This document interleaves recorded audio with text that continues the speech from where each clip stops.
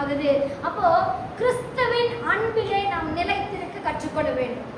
ஒரு பிரச்சனை வந்த உடனே கிறிஸ்துவை விட்டு பின்வாங்கிறது, கொஞ்சம் நல்லான உடனே கிறிஸ்துவை விட்டு பின்வாங்கிறது. அப்போ ஒரு 10 ரூபா கையில கிடைக்காத வரைக்கும் ஒண்ணுமே பண்ண மாட்டோம். வீட்டுல உட்காந்துட்டு ஆண்டவரே ஆண்டவரே ஆண்டவர், ஒரு 10 ரூபா நம்ம கையில கிடைச்சிருச்சுன்னா நம்ம என்ன செஞ்சிருவோம்? ஆண்டவர் ஆண்டவர் எனக்கு கொடுத்துட்டாரு, சரி அடுத்த வேலையை பார்க்கலான்ட்டு ஆண்டவர் மறந்துட்டு நம்ம பழைய பாவங்களுக்குள்ளாக போறது, பழைய காரியங்களை செய்துகிறது, பழைய விஷயங்களிலே நம் நாட்டமா இருக்கிறது. இந்த காரியங்கள் எல்லாம் நம்ம கர்த்தருடைய அன்பிலே நிலைத்திராமல் நம்ம என்ன செஞ்சிடறோம்? பின்வாங்கி போய்விடுகிறோம். ஏன் புதிய காரியத்தை நம்ம வாழ்க்கையில செய்யல? அப்ப அந்த புதிய காரியத்தை செய்ய வேண்டுமானால் ஒரு கணவன் மனைவியாய் நீங்கள் இருக்கிறீங்கன்னா கணவன் மனைவிக்குள்ளாக இருவரிடத்திலும் கர்த்தர் அன்பை எதிர்பார்க்கிறார். இயேசுவின் இடத்துல நீங்கள் ஒரு மனதோடு, நான் ஆண்டவர் கூட தான் இருக்கிறேன், உன் கணவன் ஆண்டவருக்குள்ள நீ நடத்தினியா? மனைவி சொல்லலாம், நான் ஆண்டவருக்குள்ள தான் இருக்கேன், அந்த அன்பின் நிமித்தமாய் மனைவியை நீ ஆண்டவருக்குள்ளாய் நடத்தினாய், நீ தானே குடும்பத்தின் தலைவன் இல்லைங்களா?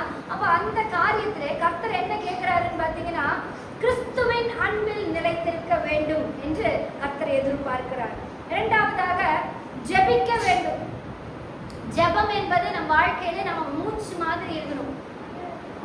உங்க நாசில கை வச்சு பாருங்க, மூச்சு வருதான்னு. எல்லாருக்குமே மூச்சு வரும். அதனாலதான் என்னதுங்க, நமக்கு ஜீவன் இருந்துகிட்டு இருக்குது.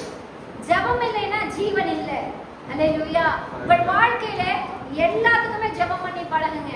ஜெபம் பண்றதுனால என்னங்க, நான் தான் நைட்டு ஜெபம் பண்ணுங்கல்ல, நான் காலையில ஜெபம் பண்ணணும்ல, எனக்கு எப்படி ஜெபம் பண்றேன், இதை விட நான் எப்படி ஜெபம் பண்றது? உங்க ஜெபம் பத்தாது.